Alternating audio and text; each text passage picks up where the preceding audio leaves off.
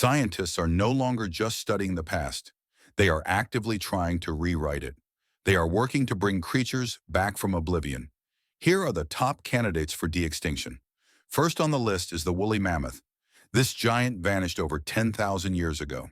However, the discovery of a remarkably preserved baby mammoth in 2022 changed everything.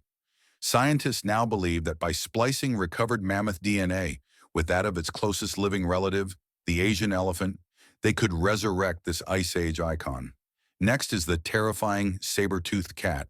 Its remains, found in ancient tar pits, have long fascinated researchers. While intact DNA is elusive, the plan is audacious.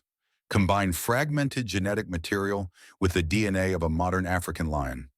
The goal is to see this predator, with its iconic 8-inch fangs, walk the earth again.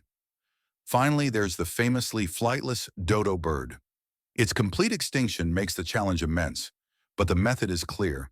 Scientists aim to edit the genome of its closest living relative, the Nicobar pigeon, introducing key dodo traits to effectively reverse engineer the species back into existence.